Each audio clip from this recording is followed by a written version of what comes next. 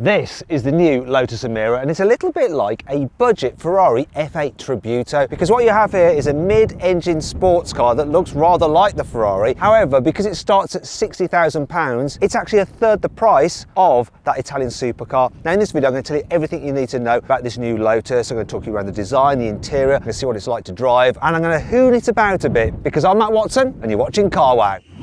Buy, sell, Car Wow. Let's start this video by talking about the engines. So you'll be able to get the Emira with two choices. One is this. It's a 3.5 litre supercharged V6 from Toyota. Puts out 400 horsepower and 420 newton meters of torque. It drives the rear wheels via a 6-speed manual gearbox. Can do 0 to 60 in 4.3 seconds and will hit 180 miles an hour. You can actually get this engine with a torque converter auto if you're completely stupid, so don't do that. The other engine choice is the 2 litre 4-cylinder turbo petrol from the Mercedes AMG A45 S. In that car, that engine produces 421 horsepower, but Mercedes has down-tuned it for Lotus. So here in the Emira, it puts out 360 horsepower and 430 newton meters of torque. Drives the rear wheels yet again, but by an 8-speed dual-clutch automatic gearbox with launch control, and the result of that means it's actually quicker to 60 miles an hour. The AMG-powered car can do 0 to 60 in 4.2 seconds, though top speed is slightly slower than the V6 at 176 miles an hour. Now, which engine would you go for? Put a pin comment and I want you to vote to let me know.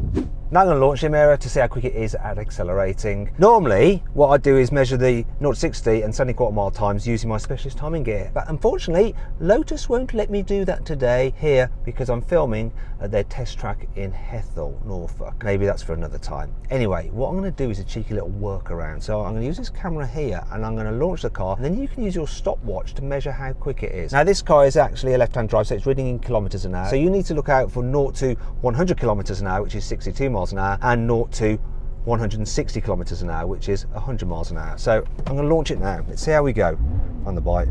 Rev it up. Oh, launch is good. Oh, shifts pretty brutal.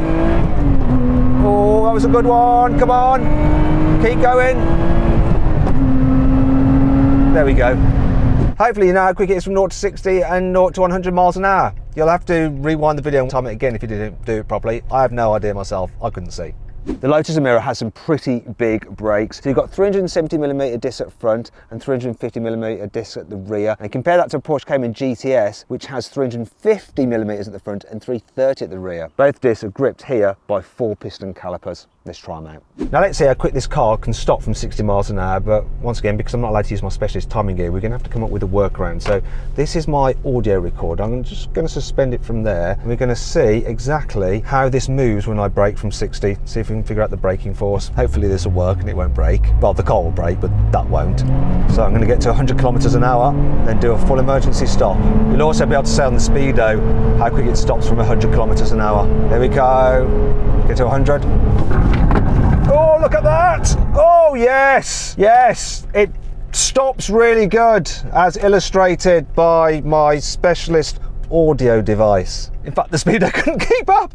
Unlike many other car companies which have things like adaptive dampers and allow you to alter the settings, Lotus has set up the car exactly how they think it should be. And there's two different setups. There's the Tour version and there's the Sport version. The Sport has slightly stiffer dampers and spring rates. Other than that, everything is passive. You can't alter things. Now the chassis is made out of bonded aluminium and the body panels are composite. The weight is about 1.4 tons, so similar to a Porsche Cayman. What this has that a Porsche Cayman doesn't is hydraulic power steering. There's no e-pass system here, which is good news. Another thing about this car, which the Cayman doesn't have, front double wishbone suspension, which Porsche likes to brag about that it's just introduced on its new GT3. In fact, it's all-round double wishbone suspension, though to be fair, that's exactly the same as on a MX-5. Let's see what this Emira feels like to drive on track.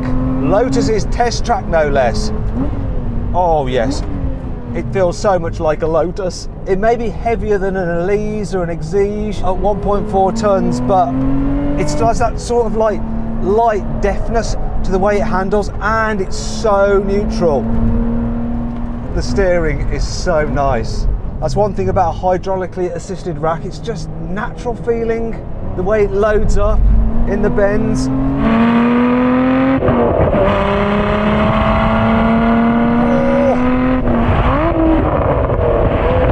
Gear shift It's got a solid shift to it. You have to be really direct and positive with it because it's quite chunky, but really ultimately it comes down to the handling and the balance on this thing is so good. So have Lotus built a fine handling car? I guess they have.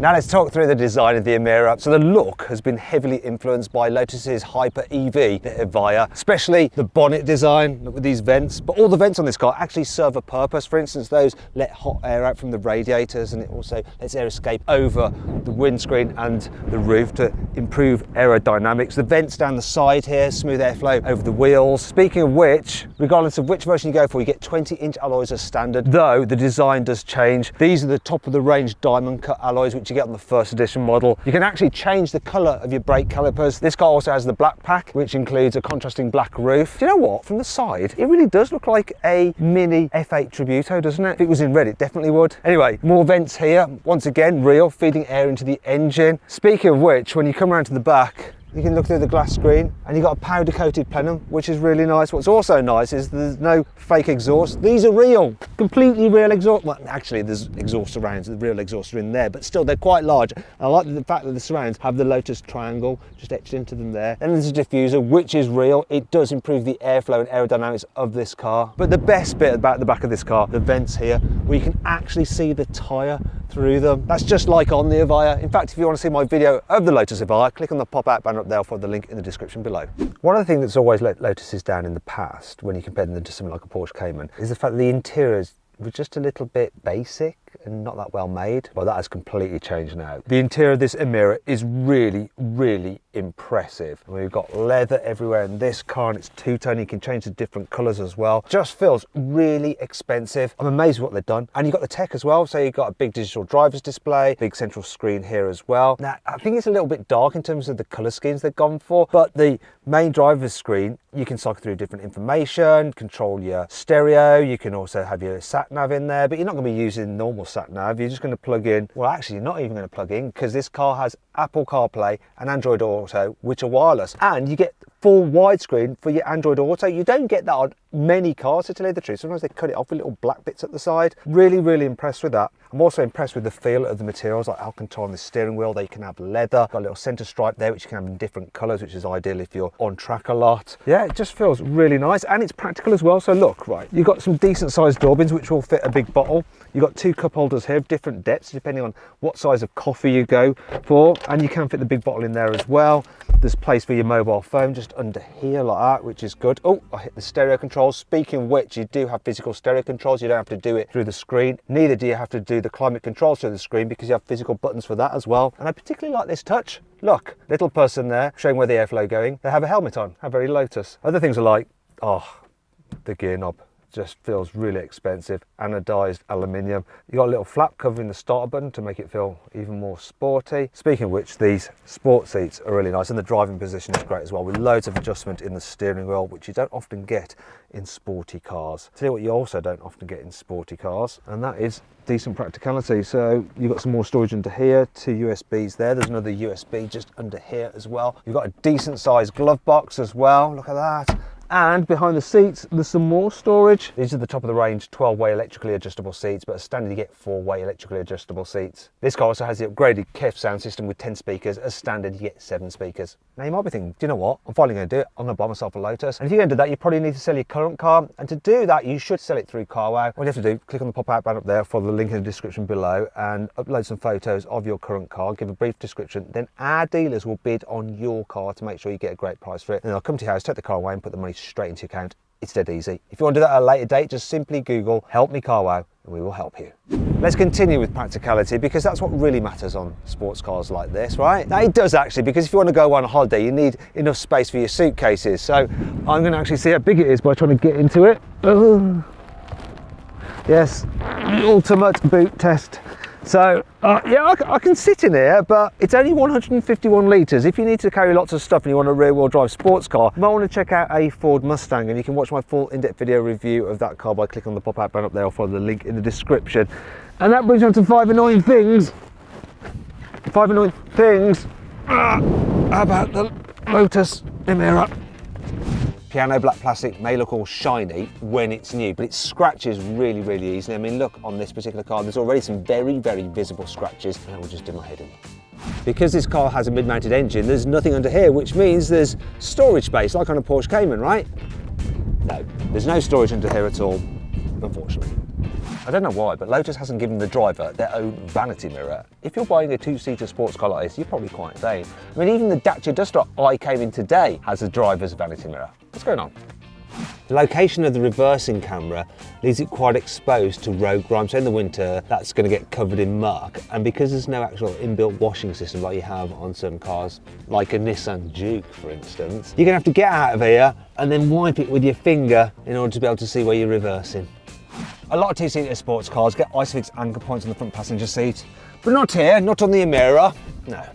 Thankfully, this car has plenty of cool features to help make up for all this. The infotainment screen shows some key performance data, so you can monitor your tyre pressure, which is really handy when you're on track. You've also got a G meter, and you can see your power, torque and boost figures, but also, look, we have a lap timer, so you can see how well you're doing when you're going around a circuit. If you go for the sport chassis of the Emira, you can choose between either having the Goodyear Eagle F1 tyres, which are more road biased, or Michelin Pilot Sport Cup 2s, which are more track biased. They're a no cost option. If you're going for the manual version of the Emira, you're clearly a total petrol head, and so you're going to love what they've done with the gear linkage. Look, it's visible. That is so cool, isn't it? You're just going to sit there looking at that and going, oh. Let's find out if the Lotus Emira has a soft limiter. So go on, start it up. Give me some revs. Oh, what a shame. Actually, there's a way around it. All you have to do is depress the clutch. Now rev it up. Yes! Oh, yes! Oh, thank God for that. You can upgrade this car to have a driver's pack, which includes a torque sensing limited slip rear differential, which is handy if you want to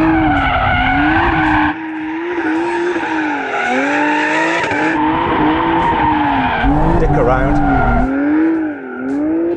So this new Lotus is definitely good fun, but you know, I was expecting that. It's a Lotus, right? What about using it as a daily driver? It really is easy to live with. The first thing is the interior, it's just lovely. The fact that you've got a low dash also means that you get great forward visibility, just like in an Elise really. But this is a much nicer cabin to spend time in, and for just general daily driving, it's easier to live with than an Elise. Be that getting in and out of it, or just, you know, pootling around. The suspension in this car does that thing where the faster you go, the better the ride quality gets. This is where the Emira really shines. A twisty country road really has that Lotus DNA in it, the way it steers, the way it's just balanced through a corner, though you got lots of grip, and the way it just deals with horrible British bumps.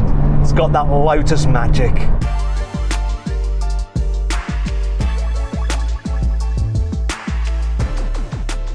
So then what's my final verdict on the new Lotus Emira? Should you avoid it? Should you consider it? Should you shortlist it? Or should you just go right ahead and buy it?